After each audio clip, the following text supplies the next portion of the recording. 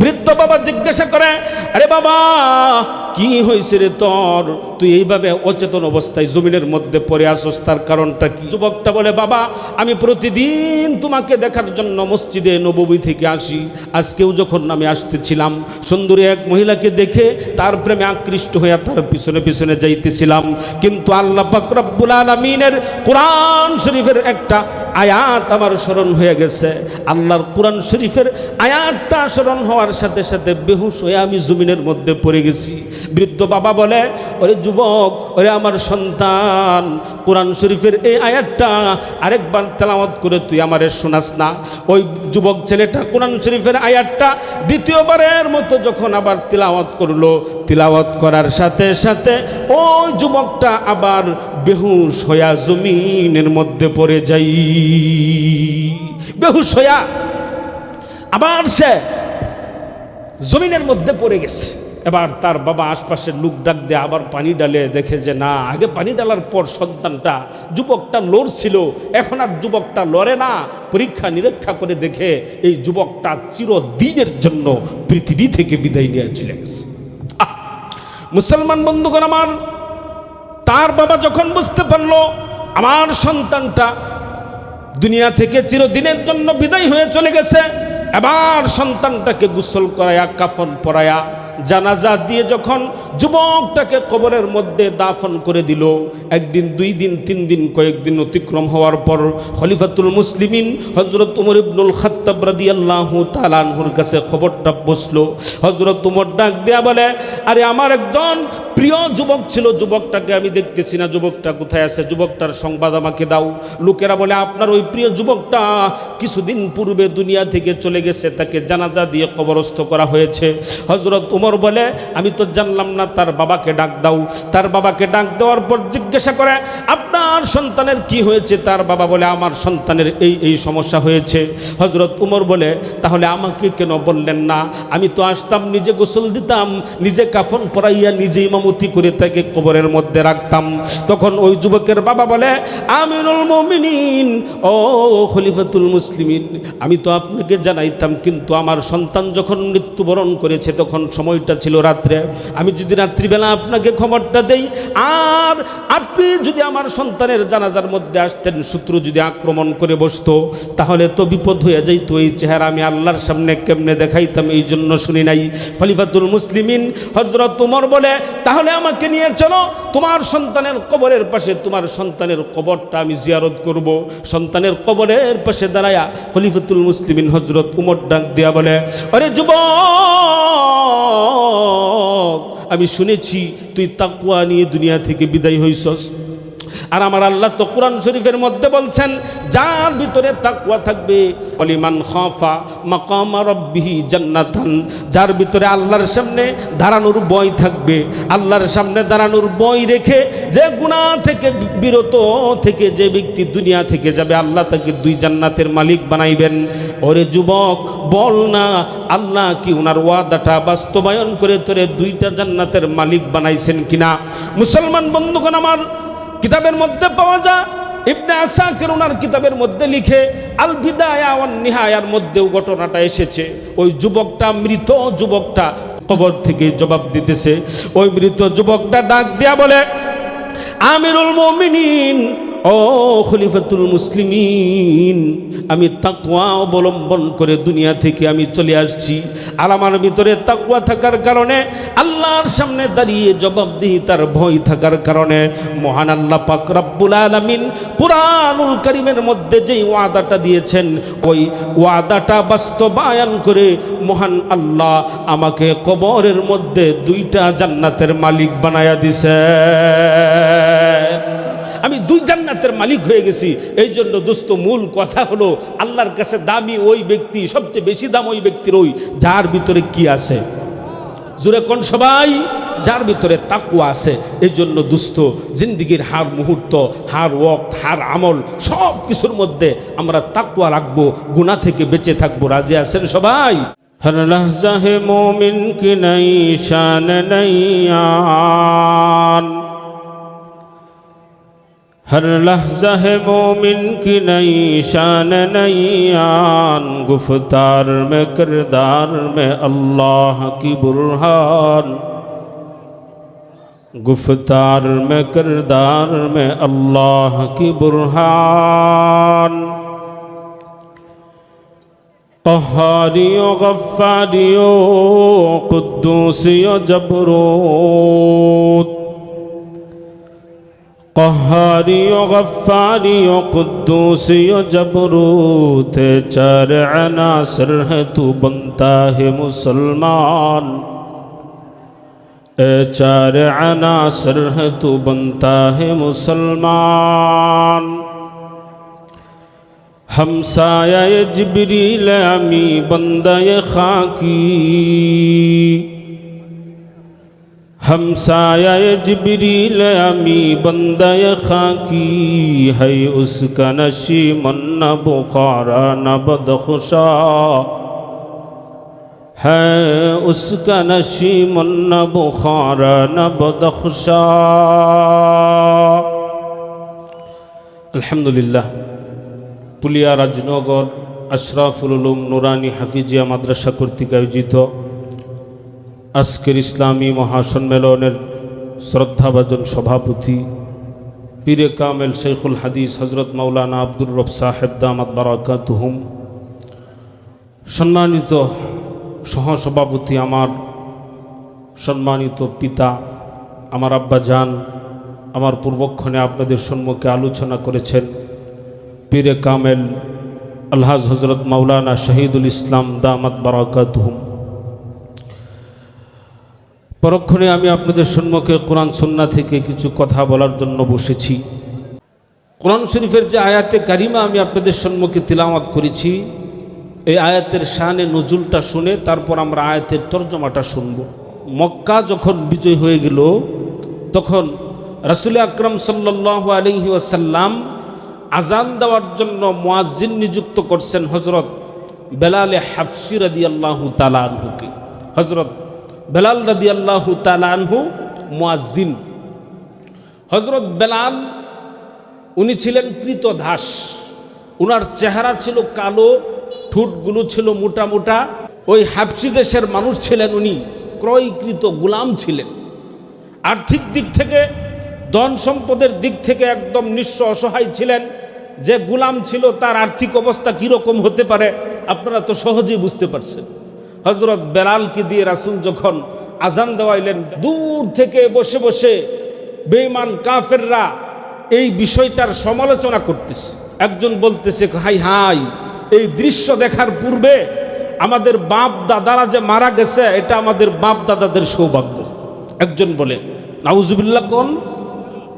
আরেকজন বলতেছে, ওই যে দেখো মুহাম্মদের খায়া বুঝে আর কোনো কাম নাই, মুহাম্মদ দেখো কালো কাউয়া কালো কাক গুলাম, বেলালকে দিয়া মুহাম্মদ আজান দেওয়া, মুহাম্মদের খায়া বুঝে আর কোনো কাম নাই। আরেকজন বলতেছে, না এই ব্যাপারে আমি কোনো আলোচনা সমালোচনা পর্যালোচনা করব না। কারণ হলো হযরত আবু সুফিয়ান রাদিয়াল্লাহু আনহু উনি বলতেছে, কারণ হলো মুহাম্মদের আল্লাহ এই সবগুলো পর্যবেক্ষণ করতেছে, সব আইসা মুহাম্মদের কাছে জানায়া দিব, সব মুহাম্মদ জানিয়ে যাইব, আমি কিছু কইতাম না। এইভাবে বিভিন্ন জন বিভিন্ন বাজে মন্তব্য, বিভিন্ন বাজে কমেন্ট যখন করতেছিল, এই সকলের বাজে মন্তব্য, এই সকলের বাজে কমেন্টের প্রতিবাদে আল্লাহ পাক রব্বুল আলামিন হযরত জিবরাইল আলাইহিস সালাতু ওয়াস সালামকে রাসূল আকরাম সাল্লাল্লাহু আলাইহি ওয়াসাল্লামের কাছে ওহী দিয়া পাঠায় দিয়েছেন। সুবহানাল্লাহ। মুসলমান বন্ধুগণ আমার, হযরত জিবরাইল আলাইহিস সালাতু ওয়াস সালাম মুহাম্মদুর রাসূলুল্লাহ সাল্লাল্লাহু আলাইহি ওয়াসাল্লামের কাছে এসে বলতেছে, ইয়া রাসূলুল্লাহ, ইয়া হাবিবাল্লাহ, আপনি কালো সাহাবী বেলালকে দিয়ে আজান দেওয়াইছেন, বেলাল আজান দিছে। এই জন্য মক্কার বেঈমান কাফেররা বেলালের বিরুদ্ধে সমালোচনা করতেছে। আপনি যে সিদ্ধান্ত নিছেন আপনার সিদ্ধান্তের বিরুদ্ধে তারা সমালোচনা করতেছে। এই সকল সমালোচনাকে প্রতিহত করার জন্য, এই সমস্ত সমালোচনাকে প্রত্যাখ্যান করার জন্য মহান আল্লাহ পাক রব্বুল আলামিন আমাকে আপনার নিকট পাঠায়া দিছেন। সুবহানাল্লাহ। হযরত জিবরাইল বলে, আল্লাহ পাক রব্বুল আলামিন বলেন, ইয়া আইয়ুহান নাস ইন্না খালাকনাকুম মিন যাকারিন ওয়া উনসা وجعلناكم شعوبا وقبائل لتعارفوا إن أكرمكم عند الله أتقاكم। আল্লাহ পাক রব্বুল আলামিন বলেন, ইয়া আইয়ুহান নাস, হে মানুষ সকল, ইন্না খালাকনাকুম, আল্লাহ বলেন নিশ্চয় আমি আল্লাহ তোমাদেরকে সৃষ্টি করেছি মিন যাকারি ওয়া উনসা, একজন নারী এবং একজন পুরুষ থেকে আমি আল্লাহ তোমাদেরকে সৃষ্টি করেছি। তোমাদের সকলের বাবা হলো আদম, তোমাদের সকলের মা হলো হাওয়া আলাইহিস সালাম। সকলকে আমি আল্লাহ পাক রব্বুল আলামিন একজন বাবা এবং একজন মা থেকে সৃষ্টি করেছি। ওয়াজআলনাকুম শুউবান ওয়া কাবাইলা লিতাআরাফু, আমি আল্লাহ পাক রব্বুল আলামিন তোমাদেরকে বিভিন্ন জাতি এবং বিভিন্ন গোত্রে তোমাদেরকে বিভক্ত করেছি। তোমাদেরকে কাউকে খান বানাইছি, কাউকে পাঠান, কাউকে চৌধুরী, কাউকে মৃধা, এইভাবে কাউকে সৈয়দ, বিভিন্ন বংশ এবং বিভিন্ন গোত্রে আমি আল্লাহ পাক রব্বুল আলামিন তোমাদেরকে সৃষ্টি করেছি। এই গোত্রে বিভক্ত, বিভিন্ন জাতিতে বিভক্ত করার পিছনে তোমাদের কোনো সম্মান নাই, কোনো মর্যাদা নাই। তুমি বলবা আমি চৌধুরী বংশের, না, চৌধুরী বংশের কোনো মর্যাদা আল্লাহর কাছে নাই। খান বংশের কোনো মর্যাদা আল্লাহ পাক রব্বুল আলামিনের কাছে নাই। এইভাবে আরো যত বংশ আছে, কোনো বংশের কোনো মর্যাদা আমি আল্লাহ পাক রব্বুল আলামিনের কাছে নাই। আল্লাহ বলেন লিতাআরাফু, তোমাদেরকে বিভিন্ন জাতি এবং বিভিন্ন গোত্রে আমি আল্লাহ পাক রব্বুল আলামিন সৃষ্টি করেছি শুধুমাত্র কেবলমাত্র একে অপরের পরিচিতির জন্য। সুবহানাল্লাহ। যেরকম একে অপরের পরিচিতির জন্য তুমি পরিচয় দিবা, আমি খান, আমি পাঠান, আমি চৌধুরী, এই পরিচিতির জন্য আমি আল্লাহ পাক তোমাদেরকে বিভক্ত করছি। এইগুলোর মধ্যে কোনো সম্মান নাই, এইগুলোর মধ্যে কোনো মর্যাদা নাই। আল্লাহ বলেন তাহলে আমি আল্লাহ পাক রব্বুল আলামিনের কাছে কার মর্যাদা, আমি আল্লাহর কাছে কার শ্রেষ্ঠত্ব? আল্লাহ বলেন ইন্না আকরামাকুম ইনদাল্লাহি আতকাকুম, আমি আল্লাহ পাক রব্বুল আলামিনের কাছে ওই ব্যক্তির সম্মান এবং ওই ব্যক্তির মর্যাদাই সবচাইতে বেশি যার ভিতরে আমি আল্লাহ পাক রব্বুল আলামিনের প্রতি ভয় এবং যার ভিতরে তাকওয়া বেশি আছে। সুবহানাল্লাহ। যার ভিতরে তাকওয়া যত বেশি আল্লাহ পাকের কাছে তার মর্যাদা তত বেশি। তাকওয়ার ভিত্তিতেই আল্লাহ পাক বান্দাকে মূল্যায়ন করেন, চেহারার ভিত্তিতে না। চেহারা সুন্দর না, ধন সম্পদ আছে না, মূল্যায়ন নাই।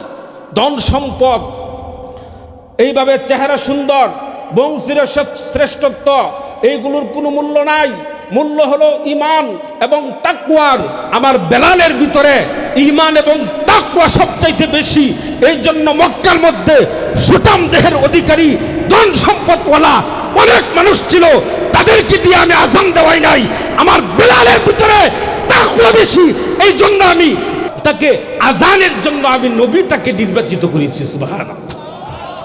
এই জন্য দোস্ত আল্লাহর কাছে মর্যাদা বেশি কার? তাকওয়া যার বেশি, জোরে কোন আল্লাহর কাছে মর্যাদা কার বেশি? তাকওয়া যার বেশি। তাকওয়া কি?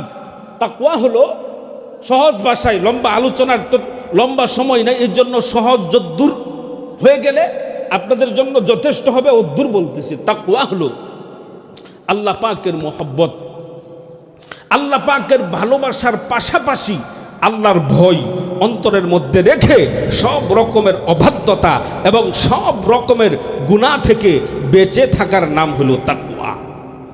তাকওয়ার শিক্ষা হলো যখন কোনো মানুষের ভিতরে তাকওয়া থাকবে, যখন কোনো মানুষের ভিতরে আল্লাহ পাকের ভয় থাকবে, ওই মানুষটা জনমানবহীন এলাকা যেখানে কোনো মানুষ থাকবে না, কোনো পুলিশ থাকবে না, কোনো বিডিআর থাকবে না, কোনো আর্মি থাকবে না, কোনো প্রশাসন থাকবে না, তখনও যদি সে কোনো অবাধ্যতার সুযোগ ভিতরে যদি তাকওয়া থাকে, একমাত্র তাকওয়াই থাকে সব রকমের অবাধ্যতা থেকে বিরত রাখার জন্য যথেষ্ট হয়ে যায়। সুবহানাল্লাহ।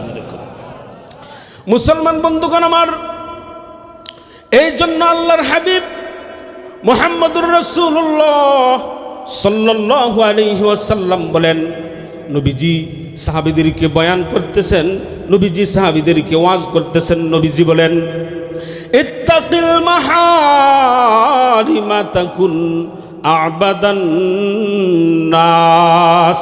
নবীজি সাল্লাল্লাহু আলাইহি ওয়াসাল্লাম বলেন, ও পৃথিবীর মানুষ, তোমরা ভালো করে শুনে রাখো, পৃথিবীর মধ্যে এক একজন এক এক দিক থেকে শ্রেষ্ঠত্ব অর্জন করেছে, এক একজন এক এক দিক থেকে শ্রেষ্ঠ, কেউ বংশের দিক থেকে শ্রেষ্ঠ, এইভাবে কেউ ধন সম্পদের দিক থেকে শ্রেষ্ঠ। নবীজি সাল্লাল্লাহু আলাইহি ওয়াসাল্লাম বলেন, ইবাদতের দিক থেকে শ্রেষ্ঠ ওই ব্যক্তি যেই ব্যক্তির ভিতরে থাকবে মহান আল্লাহ পাক রব্বুল আলামিনের ভয়। সুবহানাল্লাহ। যার ভিতরে আল্লাহর ভয় তাকওয়া থাকবে, ইবাদতের দিক থেকে নবীজি বলেন ওই ব্যক্তি শ্রেষ্ঠ। ইত্তাকিল মাহারিম, সব রকমের গুনাহ তুমি ছেড়ে দাও, তাকুন আবাদান নাস, পৃথিবীর মধ্যে যত মানুষ আছে তুমি সর্বশ্রেষ্ঠ এবং সব থেকে বড় আল্লাহর কাছে ইবাদত গুজার বলে তুমি গণ্য হয়ে যাইবা। সুবহানাল্লাহ। তাহলে মুত্তাকি ইবাদতের দিক থেকে সবচাইতে শ্রেষ্ঠ, সবচাইতে বড় রাসূল বলছেন, তার কারণ কি? একটা কারণ তো থাকবে নাকি? মানুষ নামাজ পড়ে, যে বেশি নামাজ পড়ে সে তো শ্রেষ্ঠ হওয়ার কথা, যে বেশি কোরআন তিলাওয়াত করে সে তো শ্রেষ্ঠ হওয়ার কথা, যে বেশি এইভাবে আল্লাহকে সিজদা করে দান খায়রাত করে শ্রেষ্ঠ হওয়ার কথা। কিন্তু নবীজি তাকে শ্রেষ্ঠ না বলে মুত্তাকিকে কেন শ্রেষ্ঠ বলছেন? মুহাদ্দিসিনে কেরাম লিখেন যে কোনো মানুষ যদি হাজার হাজার রাকাত তাহাজ্জুদের নামাজ না পড়ে ওই ব্যক্তিটা জাহান্নামে যাবে। কথা বুঝে না আমার? কোন সবাই কোন জাহান্নামে যাবে? যাবে না। হাজার হাজার খতম কোরআন শরীফের তিলাওয়াত যদি কোনো ব্যক্তি না করে ওই ব্যক্তিটা জাহান্নামে যাবে? যাবে না। কিন্তু কোনো ব্যক্তি যদি শুধুমাত্র ছোট থেকে ছোট একটা গুনাহ করে ফেলে, এই এক গুনাই ওই ব্যক্তিটাকে জাহান্নামে নিয়ে যাওয়ার জন্য যথেষ্ট হয়ে যাবে। কথা ঠিক না ঠিক? এই জন্য হাজার রাকাত তাহাজ্জুদের থেকেও তাকওয়া উত্তম, হাজার খতম কোরআন তিলাওয়াত থেকে তাকওয়া উত্তম, এইভাবে হাজার হাজার কোটি কোটি টাকা দান খায়রাতের থেকেও তাকওয়া উত্তম। সুবহানাল্লাহ। মুসলমান বন্ধুগণ আমার, এক সাহাবী নবীজি সাল্লাল্লাহু আলাইহি ওয়াসাল্লামের কাছে এসে বলতেছে, ইয়া রাসূলুল্লাহ, ইয়া হাবিবাল্লাহ, ওগো নবীজি, আপনি আমাকে কিছু ওয়াজ করেন, আপনি আমাকে কিছু নসিহত করেন, আমার কিছু ওয়াজের প্রয়োজন, আমার কিছু নসিহতের প্রয়োজন, আপনি আমাকে কিছু নসিহত করেন। নবীজি সাল্লাল্লাহু আলাইহি ওয়াসাল্লাম বলেন, উসিকুম বিতাকওয়াল্লাহ। নবীজি বলেন, ওগো আমার সাহাবী, শুনে রাখো, আমি তোমাকে তাকওয়ার ওয়াজ করতেছি, আমি তোমাকে তাকওয়ার নসিহত করতেছি। আমি তোমাকে কেন তাকওয়ার ওয়াজ করি, আমি তোমাকে কেন তাকওয়ার নসিহত করি? নবীজি বলেন, ফা ইন্নাহু রাসু কুল্লি শাই, কেননা এই তাকওয়াটা হলো সমস্ত ইবাদতের মাথা। সুবহানাল্লাহ। জোরে কর, সব ইবাদতের মাথা হলো তাকওয়া। মুসলমান বন্ধুগণ আমার, আমরা নামাজ পড়ি, নামাজের ভিতরে যদি তাকওয়া না থাকে, নামাজটা আল্লাহ পাক রব্বুল আলামিনের কাছে গ্রহণযোগ্য হবে না। আমরা রোজা রাখি, রোজার মধ্যে যদি তাকওয়া না থাকে, রোজাটা আল্লাহর কাছে গ্রহণযোগ্য হবে না। আমরা দান খায়রাত করি, দান খায়রাতের মধ্যে যদি তাকওয়া না থাকে, দান খায়রাতও আল্লাহর কাছে গ্রহণযোগ্য হবে না। এই জন্য সমস্ত ইবাদতের মাথা, সমস্ত ইবাদতের মূল বলা হয়েছে তাকওয়াকে। সব ইবাদতের মূল হলো তাকওয়া। এই জন্য তাকওয়া অর্জন করতে হবে। তাকওয়া আরো কত গুরুত্বপূর্ণ জিনিস। আরেকটা কথা শোনাই, আমরা 5 ওয়াক্ত নামাজ পড়ি কি পড়ি না? কথা বুঝে না আমার সবাই? 5 ওয়াক্ত নামাজ পড়ি কি পড়ি না? আমরা বৎসরে একবার 1 মাস রোজা রাখি কি রাখি না? রাখি। এখন আমরা যে 5 ওয়াক্ত নামাজ পড়ি, ফজর থেকে জোহর, ফজর পড়ার পর জোহর পর্যন্ত লম্বা সময়, এইখানে আর কোনো নামাজ কি ফরজ আছে? নাই। এই সময়টা ছুটি। ফজর জোহর থেকে আসর সময়টা ছুটি, নামাজ নাই। 1 রমজান রোজা রাখলাম, আরেক রমজান পর্যন্ত মধ্যবর্তী সময়ে কোনো ফরজ রোজা নাই। এক রমজান থেকে অপর রমজান পর্যন্ত রোজার ক্ষেত্রে ছুটি। এইভাবে আমি জাকাত আদায় করলাম, বাৎসরিক জাকাত আমি আদায় করে দিছি, আরেক বৎসর অতিক্রম হওয়ার আগে আর জাকাত নাই। হজ করে দিছি জীবনে একবার, আর জিন্দেগির মধ্যে আর কোনো হজ নাই। মুসলমান বন্ধুগণ আমার, সমস্ত ইবাদতের মধ্যে ছুটি আছে। ছুটি নামাজের মধ্যে ছুটি আছে, রোজার মধ্যে ছুটি আছে, জাকাতের মধ্যে ছুটি আছে, হজের মধ্যে ছুটি আছে। কিন্তু তাকওয়া এমন একটা গুরুত্বপূর্ণ ইবাদত, জিন্দেগির প্রত্যেকটা সেকেন্ড, প্রত্যেকটা মুহূর্ত তাকওয়া অবলম্বন করা আবশ্যক। তাকওয়া নামক জিনিস থেকে কোনো মানুষের জিন্দেগির একটা মুহূর্তের জন্য ছুটি নাই, এক মুহূর্তের জন্য ছুটি নাই দোস্ত। এই তাকওয়া যদি আমরা অবলম্বন করি তাহলে আমরা কি পাবো? আল্লাহ পাক রব্বুল আলামিন আমাদেরকে কি দান করবেন? আল্লাহ কোরআন শরীফের মধ্যে ডাক দিয়া বলতেছেন, ওয়া আম্মা মান খাফা মাকামা রাব্বিহি ওয়া নাহান নাফসা আনিল হাওয়া। অন্য আয়াতের মধ্যে আল্লাহ পাক রব্বুল আলামিন বলেন, ওয়ালিমান খাফা মাকামা রাব্বিহি জান্নাতান। আল্লাহ বলেন, ওয়ালিমান খাফা মাকামা রাব্বি, যেই ব্যক্তি আল্লাহর সামনে দাঁড়াতে হবে আমাকে, আমার জিন্দেগির প্রত্যেকটা হালত আল্লাহ পাক দেখতেছেন। হাসরের ময়দানে আল্লাহর সামনে দাঁড়ায়া এইগুলোর জবাব আমাকে দিয়া তারপরে যেতে হবে। আহা দোস্ত, আজকে আমার দিকে যদি আমার সন্তান তাকিয়ে থাকে, আমি গুনাহ করতে লজ্জাবোধ করি, ঠিক না বেঠিক? আমার গুনাহ যদি আমার স্ত্রী দেখে, এই জন্য আমার লজ্জা।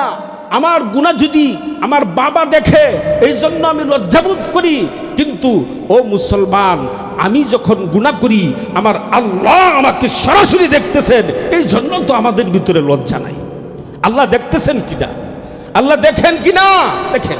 এই জন্য আল্লাহর সামনে দাঁড়ানোর ভয়। কার সামনে? কথা জুড়ে কয় না রে, কার সামনে?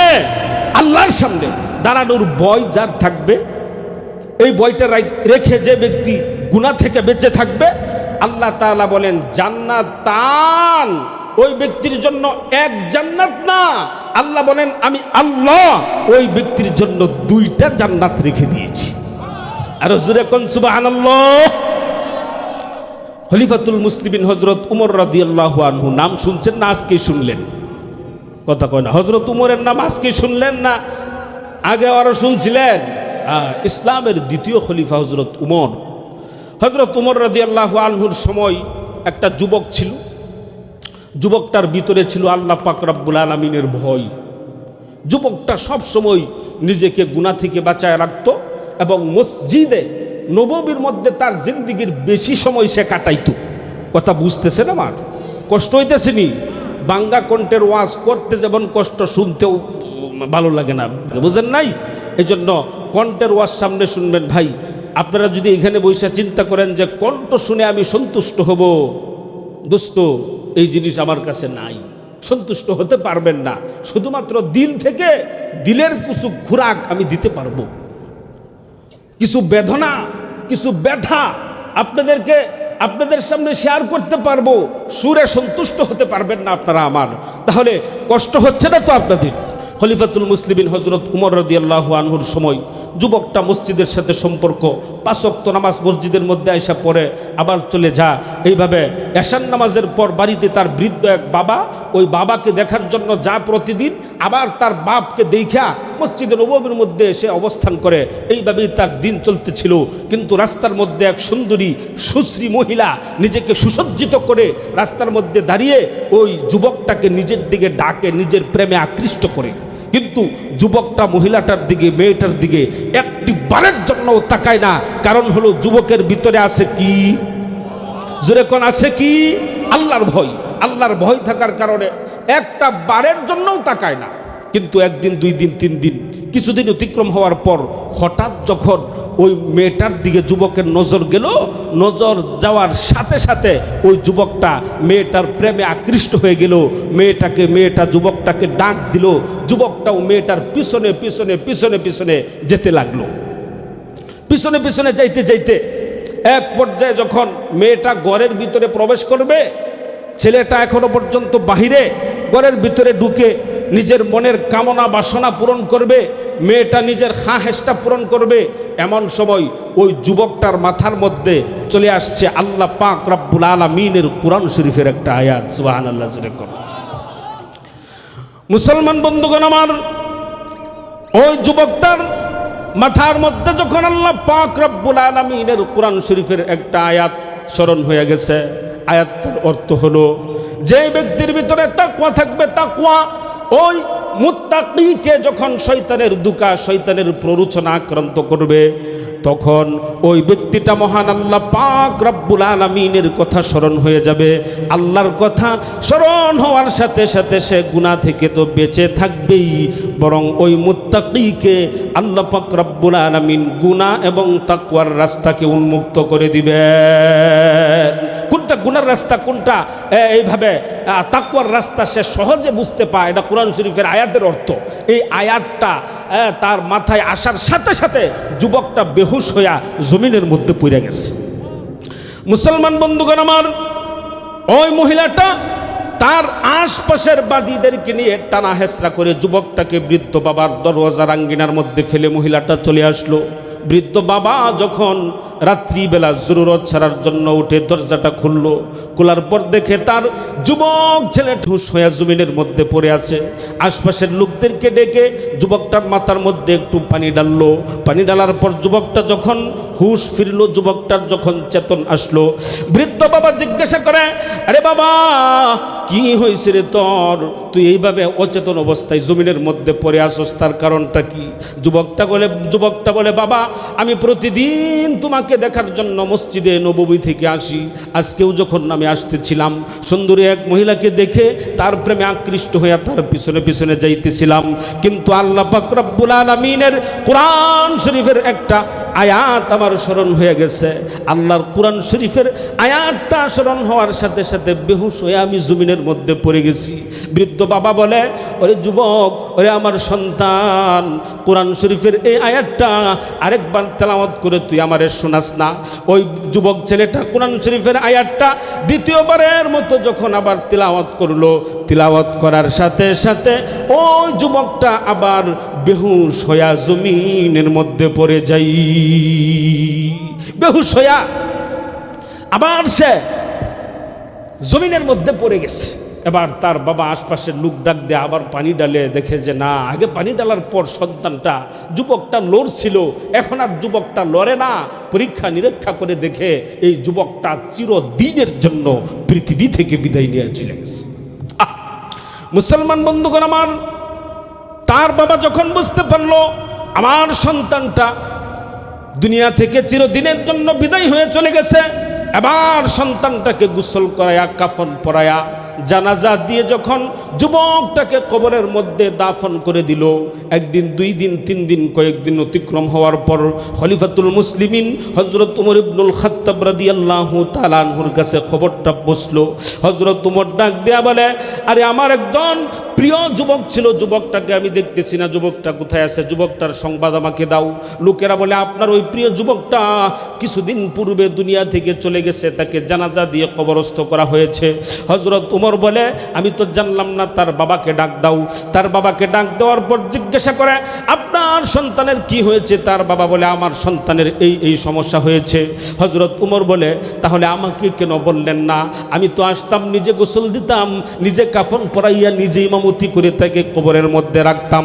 তখন ওই যুবকের বাবা বলে, আমিরুল মুমিনিন, ও খলিফাতুল মুসলিমিন, আমি তো আপনাকে জানাইতাম, কিন্তু আমার সন্তান যখন মৃত্যুবরণ করেছে তখন সময় সময়টা ছিল রাত্রে, আমি যদি রাত্রিবেলা আপনাকে খবরটা দেই আর আপনি যদি আমার সন্তানের জানাজার মধ্যে আসতেন, শত্রু যদি আক্রমণ করে বসতো তাহলে তো বিপদ হয়ে যাইত। এই চেহারা আমি আল্লাহর সামনে কেমনে দেখাইতাম, এই জন্য শুনি নাই। খলিফাতুল মুসলিমিন হযরত ওমর বলে, তাহলে আমাকে নিয়ে চলো, তোমার সন্তানের কবরের পাশে তোমার সন্তানের কবরটা আমি জিয়ারত করব। সন্তানের কবরের পাশে দাঁড়ায়া খলিফাতুল মুসলিমিন হযরত ওমর ডাক দিয়া বলে, আরে যুবক, আমি শুনেছি তুই তাকওয়া নিয়ে দুনিয়া থেকে বিদায় হইছস।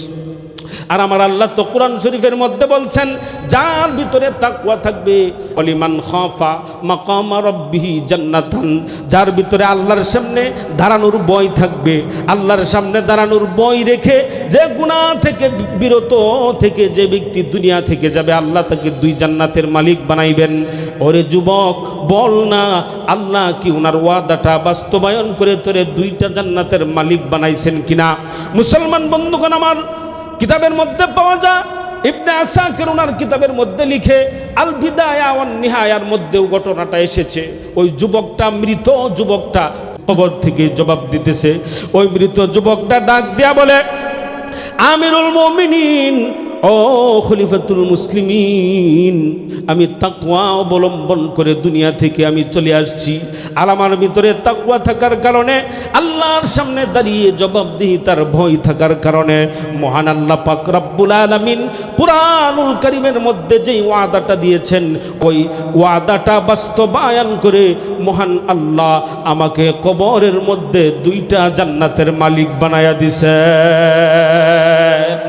আমি 2 জান্নাতের মালিক হয়ে গেছি। এই জন্য দোস্ত, মূল কথা হলো আল্লাহর কাছে দামি ওই ব্যক্তি, সবচেয়ে বেশি দাম ওই ব্যক্তির, ওই যার ভিতরে কি আছে, জোরে কোন সবাই, যার ভিতরে তাকওয়া আছে। এই জন্য দোস্ত, জিন্দিগির হার মুহূর্ত, হার ওয়াক্ত, হার আমল, সব কিছুর মধ্যে আমরা তাকওয়া রাখবো, গুনাহ থেকে বেঁচে থাকবো। রাজি আছেন সবাই?